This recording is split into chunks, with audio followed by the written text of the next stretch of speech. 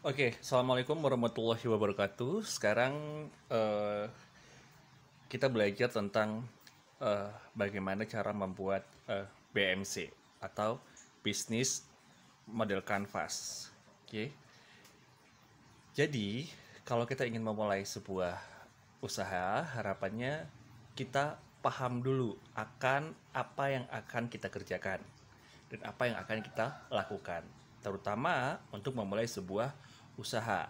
Karena ketika kita memulai usaha, kita harus paham betul tentang produk yang kita jual, tentang bagaimana karakter customer, tentang pengeluaran, tentang pemasukan, tentang marketing dan lain sebagainya. Gitu.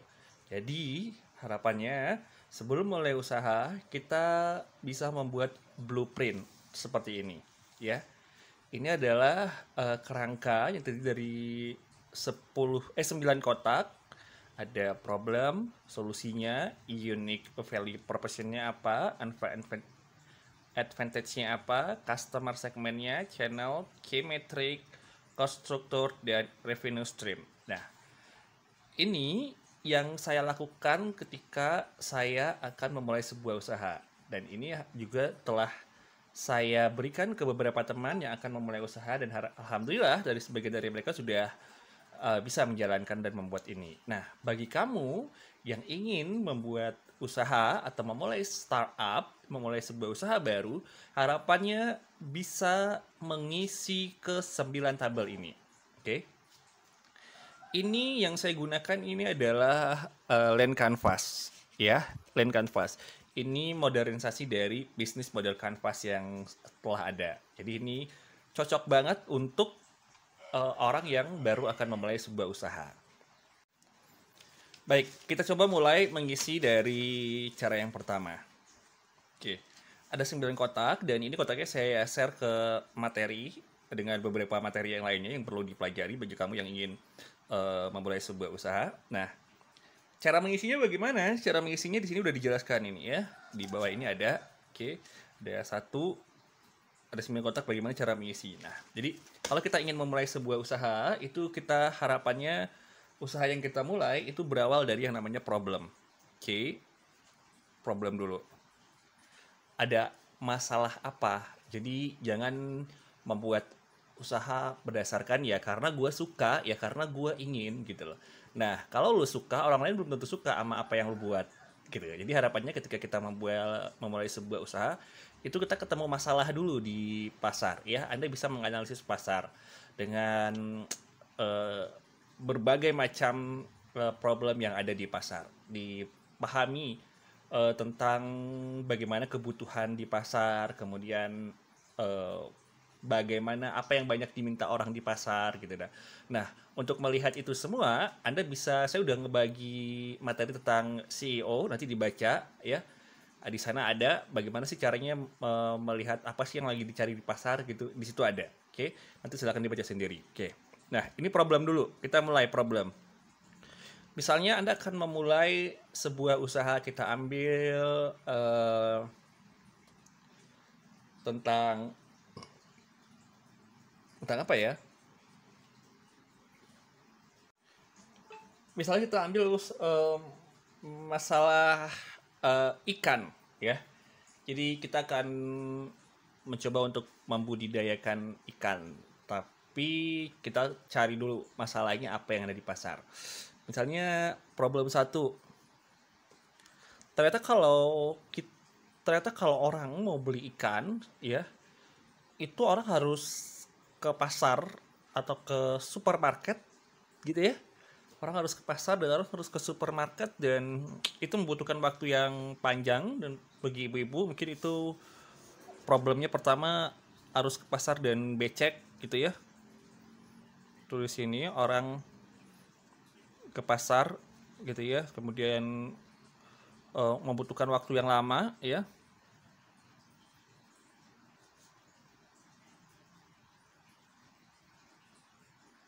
Kemudian apa lagi? Tidak segar,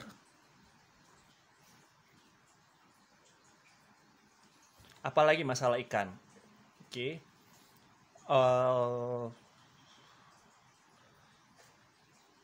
belum tentu ada gitu ya. Kemudian mungkin harganya mahal. Jadi ini Anda memposisikan diri Anda sebagai customer ya. Kalau saya mau beli ikan itu gimana ya? Oh, apalagi ya ikan itu gitu ya. Dari sebagai itu Anda list di sini semuanya. Nah,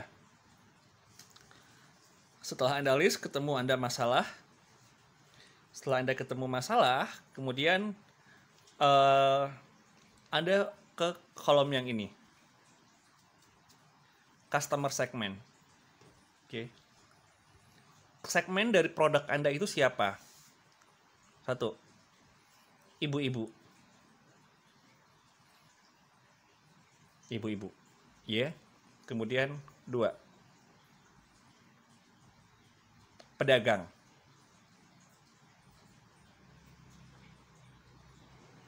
Pedagang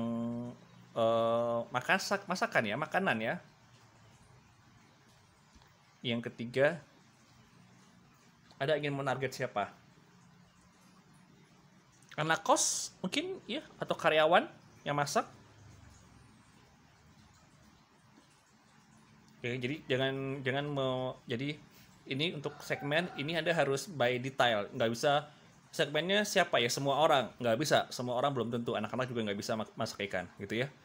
Terus siapa? Oke, anak-anak bisa, oke, anak-anak boleh. Jadi Anda harus segmennya harus by detail seperti ini. Siapa aja sih segmen dari produk Anda itu harus by detail. Oke.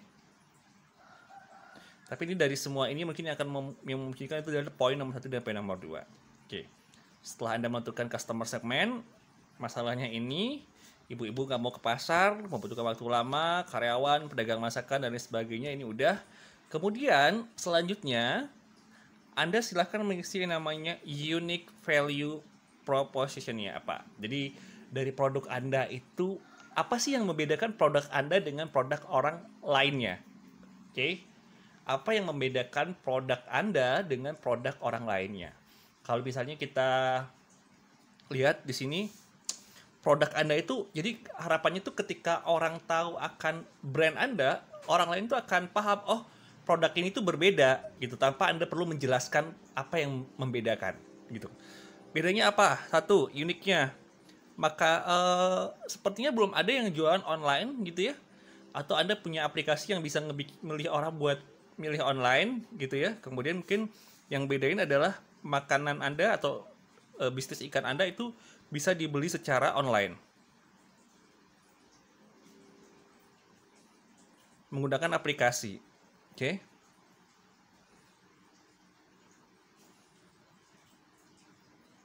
Tidak harus aplikasi berbayar, Anda bisa pakai aplikasi-aplikasi yang sekarang sudah banyak banget yang free gitu ya. Kemudian yang ketiga apa? Apa sih yang membedakan dengan orang lain? Free ongkir untuk jarak misalnya 50 km. Oke. Ini kalau di Jogja Anda bisa menggunakan aplikasi Sally, free ongkir sampai maksimal 50 km untuk daerah Jogja. Ya. Jadi customer nggak perlu bayar. Yang bayar nanti adalah dari Dinas Koperasi dan Perdagangan. Jadi Anda nggak perlu bayar. Anda bisa daftar di sana. Free ongkir. Kemudian yang keempat apa lagi? Oke. Semua ikan ada. Gitu ya. Anda menyediakan semua jenis ikan. Atau Anda apa yang membedakan? Oh, Anda punya kolam sendiri gitu misalnya. Atau semua ikan ada, boleh begitu ya. Atau ikan laut segar aja, oke. Anda hanya menyediakan ikan laut. Terus apa lagi?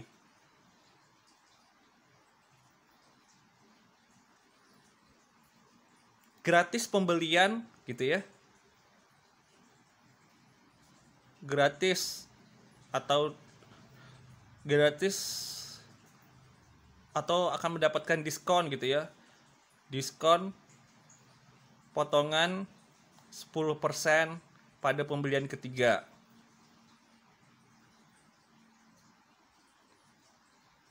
Nah, jadi ini adalah unique value proposition Anda. Silakan diisi dengan semaksimal mungkin. Oke, setelah 1, 2, 3, yang keempatnya adalah solusi. Nah, oke. Setelah ada ketemu dengan masalah, kemudian ini ada segmen, ya, kemudian ini adalah harapan dari Anda yang akan yang membedakan produk Anda dengan produk yang lainnya. Nah, sekarang selanjutnya itu adalah solusi.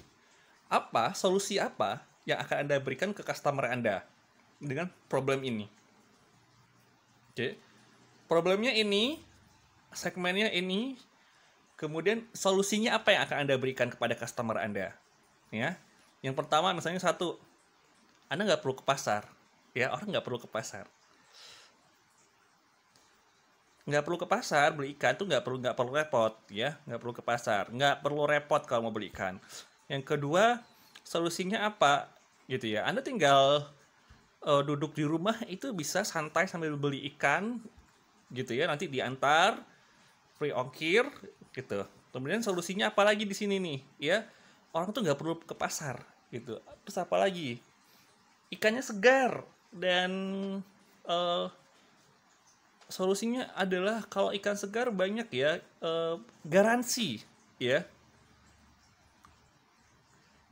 Kita beli garansi kalau ikan sampai ke tempat bapak ibu ternyata ikannya tidak sesuai timbangannya, beli sekilo ternyata timbangannya malah 2 kilo ya. Malah untuk ya beli sekilo ternyata timbangannya kurang dari sekilo, atau ikan segar ternyata nyampe ke bapaknya itu ke customernya nggak segar. Nah, kita beli garansi. Apalagi, oh, Anda bisa top up ya, misalnya gitu ya. Anda kalau mau beli ikan di kita, Anda bisa top up atau Anda bisa deposit gitu ya. Customer pakai aplikasi, Anda bikin aplikasi sendiri, misalnya iwak segar gitu, nanti orang akan pakai aplikasi Anda untuk beli ikan dan semua ikan ada di sana gitu ya. Udah tinggal klik sampai ikannya ke tempat Anda. Maka ini nanti bis garansi ini tadi orang bisa top up saldo gitu. Orang nggak perlu ke pasar, garansi top up saldo, kemudian orang bisa belanja sambil santai. Anda nggak perlu ke pasar, jadi Anda santai aja, kemudian ikannya bisa santai ya, santai, kemudian ikannya bisa nyampe ke tempat Anda. Maka ini nanti customer-nya tinggal ya santai aja, nggak perlu repot beli ikan gitu. Terus solusinya apa lagi sih yang Anda tawarkan kepada customer Anda? Ini ditulis semuanya. Harus detail ya. Ini kan saya ngasihnya secara gambaran, secara kasar. Nah, ini Anda harus detail. Nah, bikin seperti ini. Nah, selanjutnya itu adalah channel ya. Channel ini adalah bagaimana Anda mendeliver solusi unik ke customer Anda. Jadi bagaimana Anda mendeliver ini ke customer Anda? Maka Anda harus ada yang namanya channel. Caranya bagaimana? Mungkin satu, promosi di IG, ya, Instagram dan Facebook.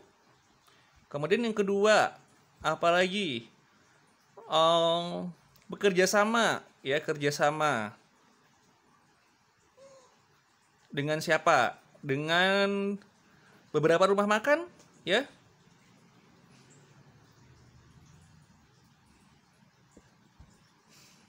Kemudian yang ketiga, Anda kasih promo mungkin di sini, bikin iklan di radio.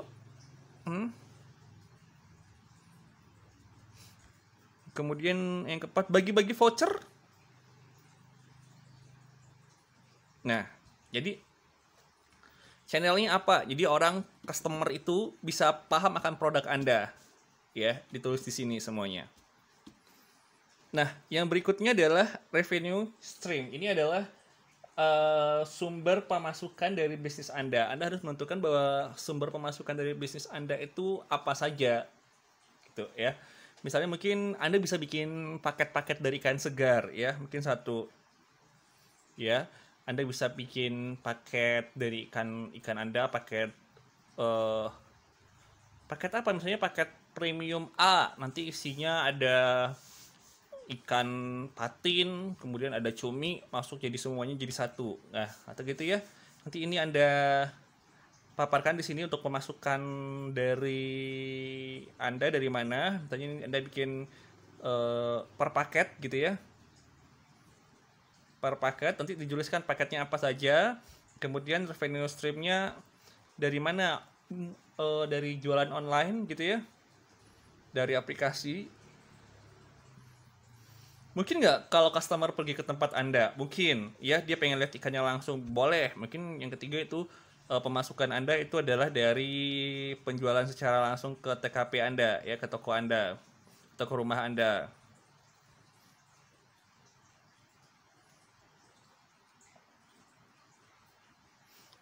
Ya, nanti pemasukannya dari mana aja? Oke, dari aplikasi atau online. Kemudian di per paket, nanti Anda bikin paket-paket gitu. Jadi biar lebih menarik dan itu akan sepertinya itu akan lebih banyak menghasilkan untung di sini. Nah, selanjutnya setelah Anda melist beberapa pemasukan Anda, kemudian nanti selanjutnya ini biaya pengeluaran.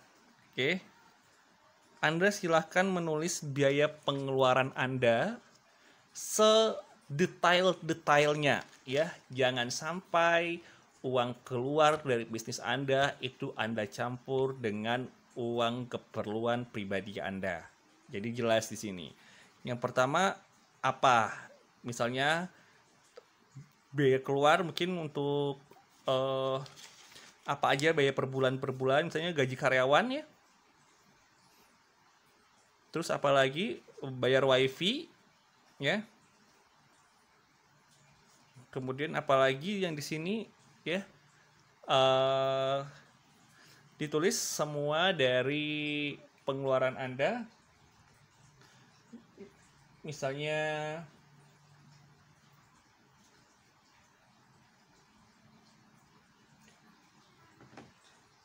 sewa ruko ya. Bayar listrik. Nah, semuanya Anda list untuk biaya keluarannya apa aja. Oke, kalau sudah, selanjutnya yang harus Anda lakukan itu adalah mengisi key metricnya apa. Oke. Ini ya, jadi customer itu kalau ingin dapatin produk Anda, customer itu harus melakukan apa. Oke, mungkin yang pertama itu customer harus mengunjungi dulu website Anda atau aplikasi Anda ya. Bahwa sini customer harus mengunjungi web Anda atau aplikasi Anda. Kemudian yang berikutnya mungkin customer harus buat akun. Oke. Karena dia pakai aplikasi ya. Terus selanjutnya mungkin apalagi sih yang customer, jadi stepnya apa aja sih kunci dari metrik Anda. Jadi kalau orang pengen beli produk Anda, orang tuh harus ngapain ya, tahapannya apa. Nah itu harus jelas di sini. Nah di sini diisi, di list semuanya. Customer harus top up yang penting ya. Terus apa lagi? Nah yang terakhir itu Anda mengisi ini advantage ini adalah apa yang membedakan bisnis Anda dari orang lain. Apa yang tidak ada di Anda, tetapi apa yang tidak ada di orang lain, tetapi ada di Anda. Itu maksudnya ya. Nah, ini diisi. Kira-kira apa sih yang tidak ada di orang lain, tetapi itu ada di Anda. Jadi harapannya itu Anda harus bisa membuat perbedaan, oke? Akan kelebihan dari bisnis Anda apa sih yang tidak bisa ditiru oleh orang lain. Nah, itu harus jelas di sini, oke? Jangan sampai ketika Anda sudah memulai bisnis kemudian orang pengen ya, karena yang namanya bisnis itu gampang banget buat ditiru dan dicontoh, oke? Tapi kalau namanya rezeki insya Allah nggak bisa dicontoh. Yang penting Anda usaha dulu. Nah, bisnisnya gampang banget buat dicontoh. Jadi Anda harus tahu dulu nih apa yang kelebihan dari bisnis Anda yang tidak ada di orang lain. Mungkin misalnya ini belum ada nih di Jogja orang beli ikan dengan cara online gitu ya. Gampang banget pakai aplikasi, apalagi sekarang kan orang udah mana-mana udah pada pakai ikan, pada pakai API semua kan. Belum ada nih aplikasi buat beli ikan ya. Ini yakin banget nih rame nih pasti ya.